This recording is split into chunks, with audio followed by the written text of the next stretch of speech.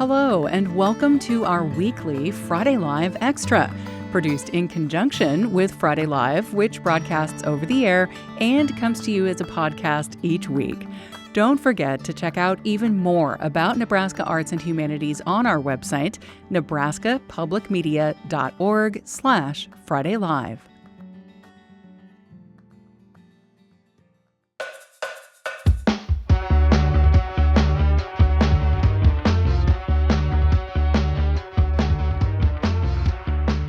June Kaneko is known for creating large-scale ceramic sculptures, kind of like the large black and white head sculpture you may have seen if you've been in Lincoln's Haymarket. And there are many, many others. I always think about those large, rounded kind of pieces. But currently, on exhibition at Omaha's namesake gallery space, the Kaneko, is something a little different. June Kaneko Painting and Prints. It's a selection of paintings and prints that feature the artist's forays into two-dimensional art. Exhibition and Special Projects Director at the Kaneko, Jason Hovey, is here with us today. Hi, Jason. Hi, Genevieve. Thank you for having me. Great to have you here. Let's talk about some art here. This is an interesting thing. For those who maybe are listening and don't know what makes June Kaneko a June Kaneko piece, could you kind of describe what we usually see in Kaneko's work? Sure. So I'll give you a kind of short bio of June. June, for those that don't know June, he moved to Omaha in 1963 around the age 20. He was born in Japan, and his artwork is heavily influenced by Japanese artwork and patterning and color. And so he came to the United States in 1963, like I said, to Los Angeles and met a person named Fred Mayer there. And Fred had a massive collection of ceramics, and June immediately took an interest in that. June was trained as a painter. And so from there, he kind of worked with a lot of the contemporary artists of the day, Peter Voulkos and Paul Soldner and Jerry Rothman out in California. And then June went on to teach at pretty amazing schools like Scripps and RISD, Rhode Island School of Design, and Cranbrook Academy of Art, and eventually moved to Omaha. But yes, June's artwork is, as you said, typically very large scale ceramic artwork, which is very time consuming and tedious and laborious. I should know I worked as June's studio assistant for 12 years, so I've got some a lot of hands-on experience, I should say.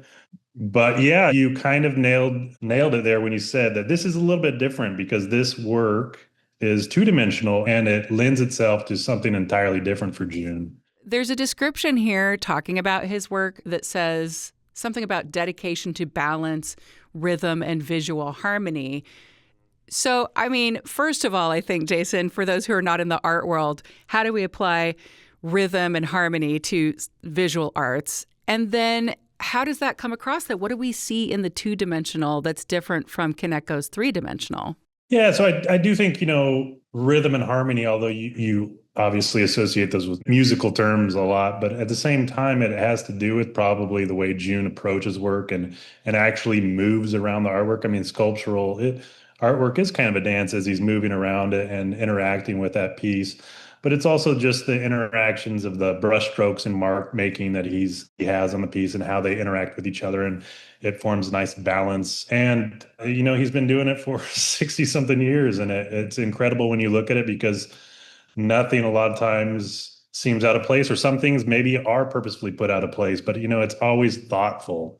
The big difference between his ceramic sculptural work and his 2D work is that the ceramics, it can take months or even years to complete a piece. It starts as a sketch in the notebook, and that sketch can be somewhat spontaneous for sure, but then you're kind of faced with these real world things that are immovable, like the ceramics goes in the kiln, it gets fired, it's hard. It takes months to dry. It takes another, month to glaze. And that's, for people that aren't familiar with glazing, it's glass on the surface. So, it goes in the kiln and melts and becomes solid. So when it comes out of the kiln, there's not much that can be done. I mean, of course you could change it, but there's not much that can be done. It is what it is. Where when he's working on paintings, it's reactionary. It's more reactionary. It's more spontaneous. It changes the way he thinks and the way he approaches the work. That's interesting. So the time element is a big difference for him, for the artists, themselves. For the viewer, when you look at a two-dimensional work by Kaneko, do you see similarities or differences from his? Oh, absolutely. I mean, it's June has a brand almost, like you can recognize his work. It is the same patterning, the same color palette, but there's definitely thought process when you look at some of his drawings or paintings or prints that you don't see. You can see sometimes you can see a little more, I feel like, risk taking, like there's marks there that he wouldn't normally probably put onto that ceramic piece because maybe it is a little bit more of an experiment for him. So there's definitely, I think, a break between the two. And if you're familiar with June's work, you'd probably notice it. Some of the works in this exhibition are almost representational, which is really strange for June. He doesn't do too much like work that is based on a subject, but there's some in here that I think we refer to as pinwheels or saw blades. But it's like it looks like an object, which you don't normally see in June's stuff. June's is very like pattern heavy. That is so cool. Interesting. Well, that'll definitely be interesting for some people to see. I would love for listeners to know, Jason, you did mention that you worked for June in his studio for a Yeah. long time, but you are also an artist. I understand you've worked with ceramics, but also woodworking. Is that correct? Yeah, I don't know where you're getting your info from. I graduated from University of California, Davis many, many years ago now, with a degree in art, and immediately came to work for June, and had intended to, leave and go on and go about my thing, but he kept kind of pulling me back into the Juniverse, as we call it, here. But I aspire to be more creative than I am. I won't say that I'm not creative. I have two young boys, and half my time is spent playing with them, and that, raising children is a whole brand of creativity in its own regard. So Absolutely. Absolutely. I love woodworking. I love a lot of things, as does June. And I think that's one of the fun things about this show is that it's another view into something else he does. June has created 3 operas. He's worked with glass and bronze, and he's really well known for his ceramic works, but he does all kinds of things. I just ask this, Jason, because I feel like if you're not an artist, and I'm always thinking of those folks who are listening, why do you do it? What is the passion in this? And what do you hope that viewers get out of seeing some of the work? That's a tough question. I mean, why are humans creative? It's one that, yeah, there's a lot of talk about, obviously. And if you go to any artist grad program, you're going to hear a lot of really deep, heavy things. I ultimately think like people just love to make things with their hands.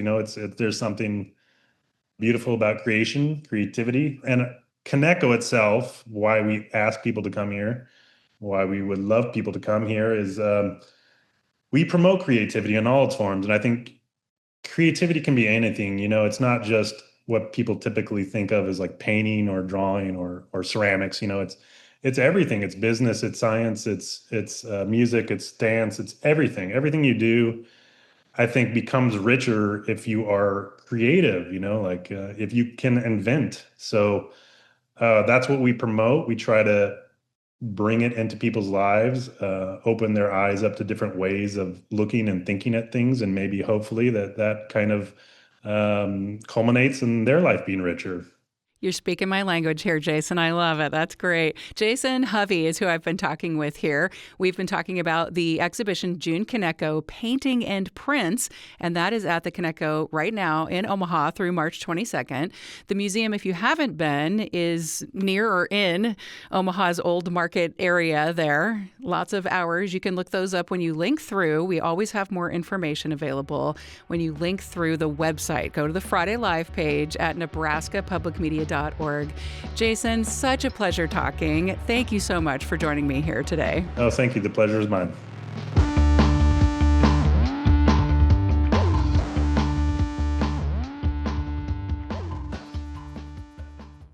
You've been listening to the Friday Live Extra. Don't forget to check out a full Friday Live show, too, by subscribing to the Friday Live podcast. Listen online at nebraskapublicmedia.org/Friday Live, or tune in at 10 a.m. Central every Friday for the broadcast on Nebraska Public Media.